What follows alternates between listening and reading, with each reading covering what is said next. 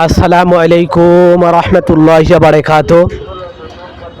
সম্মানিত দর্শক শ্রোতা, দিনী ভাই ও বোনেরা, আশা করি মহান আল্লাহ তাআলা আমাদের সবাইকে অনেক অনেক ভালো রেখেছেন, সুস্থ রেখেছেন। আলহামদুলিল্লাহ, আল্লাহ তাআলার দরবারে লাখো কোটি শুকরিয়া যে মহান আল্লাহ তাআলা আমাদেরকে শারীরিক মানসিকভাবে সুস্থ রেখেছেন, হায়াতের জীবন দান করেছেন, সৃষ্টি শ্রেষ্ঠ জীব আশরাফুল মাখলুকাত হিসেবে পাঠিয়েছেন এবং শ্রেষ্ঠ নবীর শ্রেষ্ঠ উম্মত হিসেবে দুনিয়াতে পাঠিয়েছেন।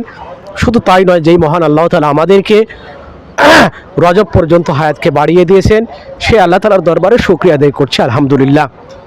এবং লাখো কোটি দরুদ সেই রাসূলের উপর, যেই রাসূলকে সৃষ্টি করে মহান আল্লাহ তাআলা এই উম্মতের মর্যাদা বহু গুণে বাড়িয়ে দিয়েছেন, যিনি ছিলেন সাইয়্যিদুল মুরসালিন, খাতামান নাবিয়িন, রাহমাতাল লিল আলামিন, এবং যার আলোয় আলোকিত হয়েছে সারা বিশ্ব এবং যার আলোয় আলোকিত হয়েছে আইয়ামে জাহিলিয়াতের যুগ, সেই রাসূলের উপর দরুদ পাঠ করছি সাল্লাল্লাহু আলাইহি ওয়াসাল্লাম।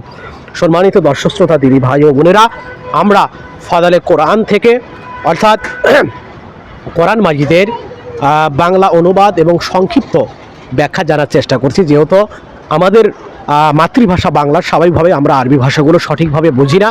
এই যেহেতু মহান আল্লাহ তাআলা কোরআন মাজিদ আরবি ভাষায় নাজিল করেছেন, এই জন্য আল্লাহ তাআলা কোরআন মাজিদ আমাদেরকে কী কী মেসেজ দিচ্ছেন বা আমাদের কী কী এইভাবে জানাতে চাচ্ছেন, এই বিষয়গুলো আমরা সেইভাবে জানতে পারছি না। যেহেতু জানি না, এই জন্য আমাদের প্রত্যেকের উচিত যে এই বাংলা অনুবাদগুলো বলে নিজেরা দেখা, নিজেরা পড়া এবং যেখানে এইগুলো আলোচনা হয় সেই আলোচনাগুলো আমাদের শোনার চেষ্টা করা। সম্মানিত দর্শক শ্রোতা, দিনী ভাই ও বোনেরা, আমাদের প্রিয় নবী হযরত মুহাম্মদ সাল্লাল্লাহু আলাইহি ওয়াসাল্লাম হাদিসের মধ্যে স্পষ্টভাবে বর্ণনা করে গেছেন, আমি দুইটা জিনিস তোমাদের মধ্যে রেখে যাচ্ছি, যদি তোমরা পরিপূর্ণভাবে আঁকড়ে ধরতে পারো তোমরা নাজাত পাবে এবং তোমরা সফল কাম হবে। আর সেই দুইটা জিনিস হলো আল্লাহ তাআলার কালামুল্লাহ অর্থাৎ কোরআন শরীফ এবং আল্লাহ রাসূলের সুন্নাত অর্থাৎ হাদিস। এই পার্থিব জীবন খুবই ক্ষণস্থায়ী এবং আখিরাত চিরস্থায়ী এবং মৃত্যু সুনিশ্চিত, এবং আমাদের হায়াতের জীবন হলে খুবই সীমিত। আল্লাহ তাআলা কোরআন মধ্যে বিভিন্ন জায়গায় ইরশাদ করেছেন যে এই মানুষের যে হায়াতের জীবন খুবই খুবই অল্প, এবং এই পার্থিব জীবন অর্থাৎ দুনিয়ার জীবন খুবই ক্ষণস্থায়ী এবং আখিরাত চিরস্থায়ী। আর আমরা কবরের যাত্রী বলে, কবরের বাসিন্দা হব আমরা বলে, মৃত্যু আমাদের জন্য কি অবধারিত। এই জন্য আমাদের একেবারেই উত্তম গন্তব্যস্থল বলে আখিরাত অর্থাৎ কবর। দুনিয়াটা আমরা একটা মুসাফিরের মতো, আজ আসি তো কাল থাকবো না। দেখেন, একজন ভাই যখন প্রবাসে জীবনযাপন করে অর্থাৎ দেশ থেকে যখন বিদেশে এইভাবে সে গমন করে বলে, সে যখন টাকা পয়সা অর্থ ইত্যাদি ইত্যাদি কামায়, তখন সে কিন্তু সেটা বিদেশে রাখে না, সে কিন্তু দেশে পাঠিয়ে দেয়, ট্রান্সফার করে। কারণ সে জানে যে একটা নির্দিষ্ট সময়ের পরে আমাকে এখান থেকে আমাকে আবার দেশে ফেরত যেতে হবে। এই জন্য সে যত অর্থ সম্পদ ইত্যাদি ইত্যাদি কামাই করে সে এভাবে দেশে পাঠায় এবং দেশে সে কিছু একটা করার চেষ্টা করে। অনুরূপভাবে এভাবে দুনিয়াতে আমরা এসেছি বলে, দুনিয়াতে আমরা একটা মুসাফিরখানা। আমরা জানি সকলেই আমরা মুসলমান, আল্লাহ তাআলার গোলাম, যারা আল্লাহ তাআলার মুমিন বান্দা, আমরা সকলেই বিশ্বাস করি যে দুনিয়া থেকে আমাদের আখিরাতে ট্রান্সফার হতে হবে এবং সেখানে যে যাওয়া হবে সেখান থেকে আর ফেরত আসার কোনো সম্ভব নাই, আর সেখানে থাকতে হবে অনন্তকাল। এবং সেখানে যদি আমরা ধরা হই, যদি ব্যর্থ হই বলে, এই ব্যর্থতার কোনোভাবেই বলে আমরা এটাকে কাটিয়ে উঠতে পারবো না। এই জন্য আমরাও বিশ্বাস করি যে আমাদের সামনে একটা বড় গন্তব্যস্থল, যেখানে যদি আমরা সফল হই বলে সেখানে আমরা পরিপূর্ণভাবে সফল হবে। এই জন্য আমরা মুসলমান বান্দারা ওই প্রবাসী ভাইয়ের মতো বলে এই দুনিয়ার জীবনকে বিসর্জন দিয়ে আল্লাহ তাআলার ইবাদত বন্দি করে, আল্লাহ তাআলার হুকুম এবং রাসূলুল্লাহ সাল্লাল্লাহু আলাইহি ওয়াসাল্লামের সুন্নত তরিকায় চলে আমরা ওই আখিরাতের জীবনের জন্য বলে আল্লাহ তাআলার ব্যাংকে এভাবে নেক আমল আমরা পাঠাবো বা পাঠানোর চেষ্টা করবো বা আমাদের পাঠাতে হবে। তো যাই হোক, আমরা পবিত্র কোরআন থেকে বাংলা অনুবাদ এবং সংক্ষিপ্ত ব্যাখ্যা জানার চেষ্টা করছি। তো আসুন আমরা দিন শেখার জন্য বলে আমরা এইভাবে দিনের ব্যাপারে যেখানে আলাপ আলোচনা হয়, দিনের ব্যাপারে যখন কথাবার্তা হয়, এই কথাগুলো আমরা গুরুত্ব সহকারে শোনার চেষ্টা করি। হতে পারে যে একটা কথার দ্বারা আল্লাহ তাআলা আমাদেরকে বলে হেদায়েতের পথকে এভাবে প্রশস্ত করে দিবেন। তো কথা না বাড়িয়ে আমরা মূল আলোচনায় প্রবেশ করতে চাই। তো আজকে আমাদের সূরা আল বাকারার থেকে এভাবে আলোচনা হবে। তো চলো কথা না বাড়িয়ে আমরা মূল আলোচনার মধ্যে প্রবেশ করি। আলহামদুলিল্লাহ, আজকে আমরা সূরা আল বাকারার 26 নম্বর আয়াত থেকে বাংলা অনুবাদ এবং সংক্ষিপ্ত ব্যাখ্যা জানার চেষ্টা করব ইনশাআল্লাহ। আউযু বিল্লাহি মিনাশ শাইতানির রাজিম, বিসমিল্লাহির রহমানির রহিম। ইন্নাল্লাহা লা ইস্তাহি আইয়াদরিবা মাশালাম মা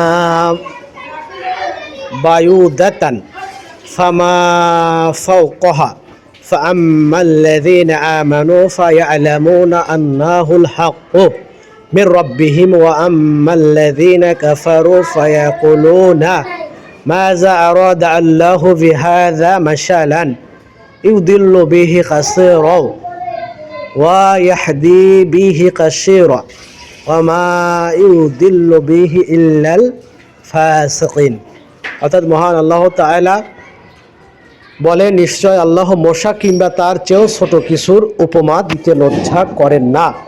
সুতরাং যারা ঈমান এনেছে তারা জানে নিশ্চয় তা তাদের রবের পক্ষ থেকে সত্য, আর যারা কুফরি করেছে তারা বলে আল্লাহ এর মাধ্যমে উপমা দিয়ে কি চেয়েছেন।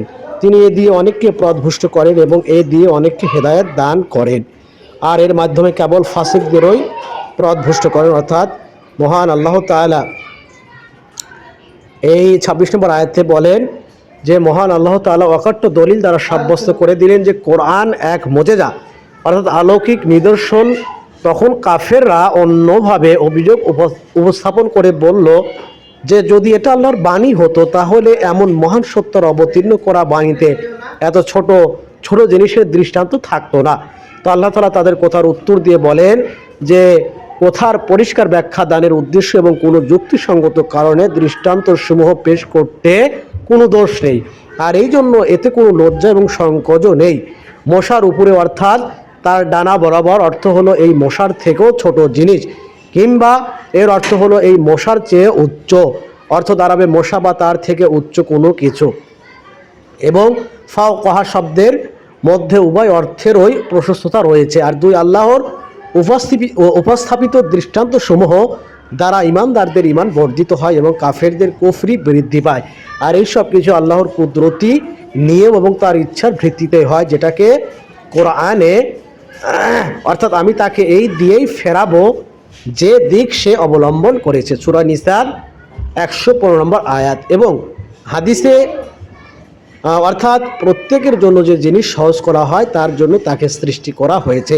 সূরা বুখারী তাফসির সূরাতুল লাইল বলে আখ্যায়িত করা হয়েছে। আর তিন আল্লাহর অনুগত্য থেকে বের হয়ে যাওয়াকে বলে, আর এটা আল্লাহর অনুগত্য থেকে বের হওয়া সাময়িকভাবে একজন মুমিনের দ্বারাও হতে পারে, তবে এখানে ফিস্ক এর অর্থ হলো আল্লাহর অনুগত্য থেকে সম্পূর্ণরূপে বেরিয়ে যাওয়া অর্থাৎ কুফরি করা এবং সৎপথ পরিত্যাগ করা। আর এই কথা পরবর্তী আয়াত দ্বারা আরও পরিষ্কার হয়ে যায়, যাতে মুমিনদের মোকাবেলায় কাফেরদের গুণাবলীর উল্লেখ রয়েছে। তো মহান আল্লাহ তাআলা ২৬ নম্বর আয়াতে আল্লাহ তাআলা যে সব কিছু কর্নেওয়ালা এবং আল্লাহ তাআলাই যে সব কিছু সৃষ্টি করেছেন, তো এই ব্যাপারে মানুষকে বোঝানোর জন্য প্রমাণ করার জন্য আল্লাহ তাআলা মশার থেকে ছোট প্রাণীকেও উপমা হিসাবে কি উল্লেখ করতে তিনি কুণ্ঠাবোধ করেন না, বা মানুষকে বোঝানোর জন্য এর চেয়ে ছোট কোনো পন্থা অবলম্বন করা যেতে পারে। তো মহান আল্লাহ তাআলা ২৭ নম্বর আয়াতে বলেন আল্লাযীনা ইয়ানকুদুনা আহদাল্লাহি মিন বা'দি মিসাকিহি ওয়া ইয়াখতাউনা মা আমারা আল্লাহু বিহি আই ইউসালা ওয়া ইফসিদুনা ফিল আরদি উলাইকা হুমুল খাসিরুন। অর্থাৎ যারা আল্লাহর দৃঢ়কৃত অঙ্গীকার ভঙ্গ করে এবং আল্লাহর যা জোড়া লাগানোর নির্দেশ দিয়েছেন তা ছিন্ন করে এবং জমিনে ফাসাদ করে, তারাই ক্ষতিগ্রস্ত। এই আয়াতে মহান আল্লাহ তাআলা যেই সকল লোক বা যেই সকল শ্রেণী ক্ষতির মধ্যে আছে তাদের ব্যাপারে উল্লেখ করেছেন যে যারা আল্লাহর সাথে দৃঢ় অঙ্গীকারে আবদ্ধ হওয়ার পর তা ভঙ্গ করে, অর্থাৎ আমানতে খিয়ানত করে ইত্যাদি ইত্যাদি, যে সম্পর্ক অক্ষুণ্ণ রাখতে আল্লাহ তাআলা আদেশ করেছেন তা ছিন্ন করে, যেমন আত্মীয়তার সম্পর্ক ইত্যাদি ইত্যাদি, এবং পৃথিবীতে অশান্তি সৃষ্টি করে বেড়ায়, তারাই ক্ষতিগ্রস্ত।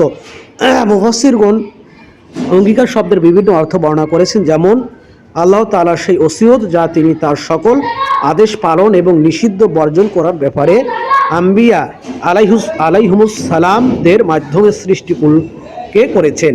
আর দুই আহলে কিতাবের নিকট থেকে তাওরাত নেওয়া অঙ্গীকার, আর তা হলো শেষ নবী সাল্লাল্লাহু আলাইহি সাল্লামের আগমনের পর তার সত্যায়ন করা এবং তার নবুয়তের উপর ঈমান আনা আমাদের জন্য অত্যাবশ্যক হবে। আর তিন, যে অঙ্গীকার আদমের পৃষ্ঠদেশ থেকে বের করার পর সকল আদম সন্তানদের নিকট থেকে নেওয়া হয়েছে এবং যার উল্লেখ আছে কোরআন মাজিদে, যার উল্লেখ করা হয়েছে কোরআন মাজিদ অর্থাৎ আর যখন তোমার পালনকর্তা আদমের পৃষ্ঠদেশ থেকে বের করলেন, সূরা আরাফ 172 নম্বর আয়াত। আর অঙ্গীকার শব্দের অর্থ তার কোনো পরোয়া না করা, আর অঙ্গীকার ভঙ্গের অর্থ তার কোনো পরোয়া না করা, ইবনে কাসির।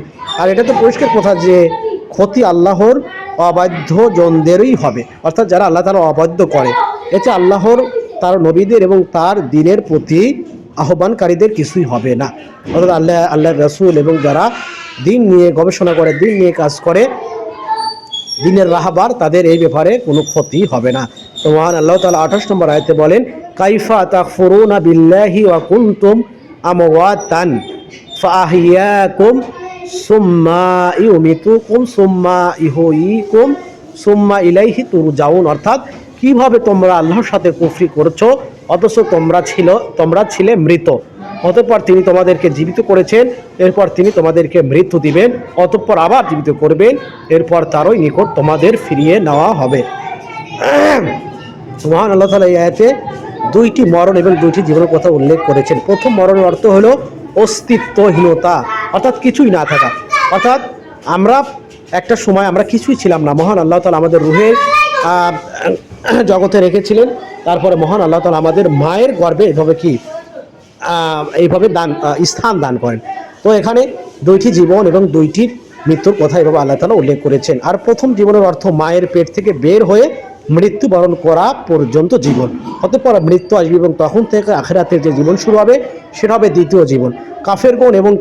কাফেরগণ এবং কিয়ামতকে অস্বীকারীগণ এই জীবনকে অস্বীকার করে থাকে। ইমাম শাওকানি কোনো আলেমের অভিমত উল্লেখ করেছেন যে মৃত্যুর পর হতে কিয়ামত পর্যন্ত কবরের জীবন দুনিয়ার জীবনেরও শামিল।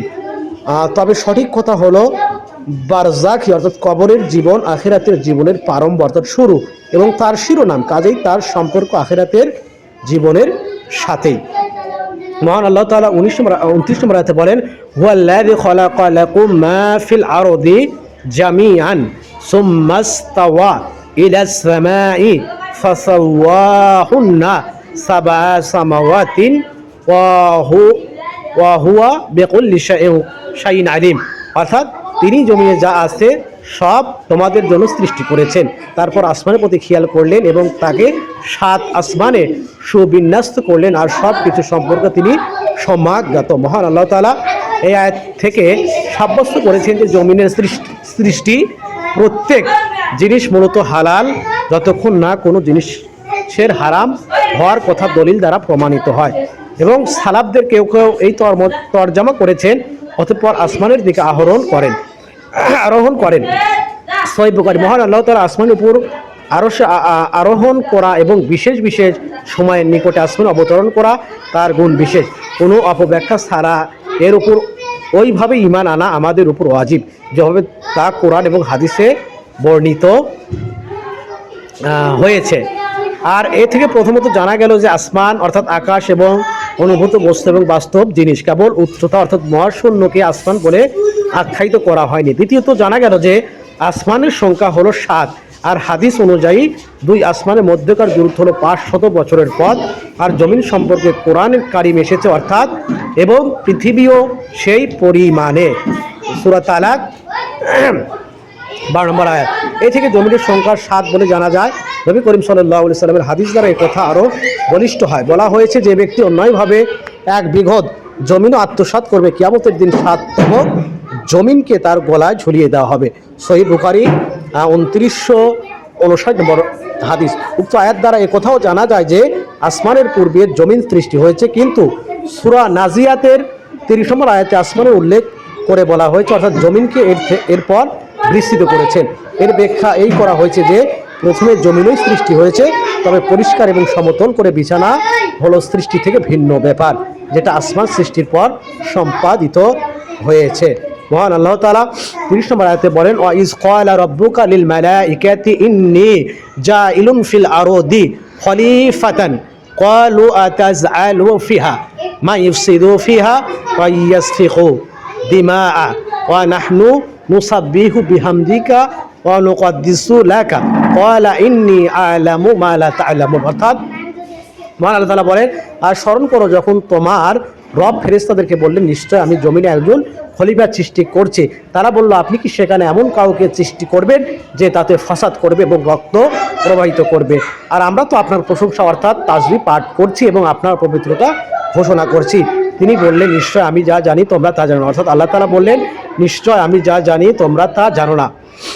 মালাইকা তাদের ফেরেশতা অর্থাৎ জ্যোতি থেকে সৃষ্ট আল্লাহর এক সৃষ্টি, যাদের বাসস্থান আসমান, যারা আল্লাহর নির্দেশ পালনে এবং তার প্রশংসা এবং পবিত্রতা বর্ণনায় ব্যস্ত থাকেন। তারা তার কোনো নির্দেশের অবাধ্য আচরণ করেন না। আর খলিফার অর্থ হলো এমন জাতি যারা একে অপরের পরে আসবে। পক্ষান্তরে মানুষ দুনিয়াতে আল্লাহর খলিফা এবং প্রতিনিধি, এ কথা বলা ভুল। আর ফেরেশতাদের এমন বলা হিংসা বা অভিযোগমূলক ছিল না, বরং সত্য এবং যৌক্তিকতা জানার উদ্দেশ্য বলেছিলেন যে, হে আমাদের প্রতিপালক, এমন সম্প্রদায় সৃষ্টি করার যৌক্তিকতা কি? অথচ এদের মধ্যে এমন লোকও হবে যারা ফিতনা ফাসাদ সৃষ্টি এবং খুনাখুনি করবে, যা আমাদের বাস্তব সমাজে আমরা এখন কি দেখতে পাচ্ছি। যদি উদ্দেশ্য এই হয় যে তোমার ইবাদত হোক, তাহলে এই কাজের জন্য তো আমরাই রয়েছি, আর আমাদের নিকট থেকে যে বিপদের আশঙ্কাও নেই যা নতুন সৃষ্টি থেকে হতে পারে। তো আল্লাহ তাআলা বললেন, আমি জানি তাদের কল্যাণের দিক, যেহেতু তোমাদের উল্লেখিত ফাসাদের দিক থেকেও বেশি, তাই তাদেরকে সৃষ্টি করছি। আর একথা তোমরা জানো না, কেননা এদের মধ্যে আম্বিয়া, শহীদ, সৎশীল এবং বড় ইবাদতকারী মানুষও হবে। ইবনে কাসির আদম সন্তানের ব্যাপারে ফেরেশতাগণ কিভাবে জানলেন যে তারা ফিতনা ও ফাসাদ সৃষ্টি করবে? এই অনুমান তারা মানুষ সৃষ্টির পূর্বে যে জিন সম্প্রদায় ছিল তাদের কার্যকলাপ দ্বারা অথবা অন্য কোনোভাবে করে থাকবেন। কেউ বলেছেন আল্লাহ তাআলাই বলে দিয়েছিলেন যে তারা এরকম কাজ করবে। তারা বলেন, বাক্যে শুধু শব্দ উর্জ আছে, আসল বাক্য হলো অর্থাৎ আমি পৃথিবীতে এমন প্রতিনিধি বানাবো যে এরকম ওরকম করবে। তো মহান আল্লাহ তাআলা আমাদেরকে যতটুকু আলোচনা করা হলো প্রত্যেক আমল করার তৌফিক দান করুক। যদি ভিডিওটি ভালো লাগে অবশ্যই লাইক কমেন্ট করবেন এবং শেয়ার করে দেবেন। পরবর্তী আপডেট পাওয়ার জন্য আমাদের সাথে থাকার চেষ্টা করবেন ইনশাআল্লাহ। সবাইকে অসংখ্য ধন্যবাদ। আসসালামু আলাইকুম ওয়া রাহমাতুল্লাহি ওয়া বারাকাতুহু।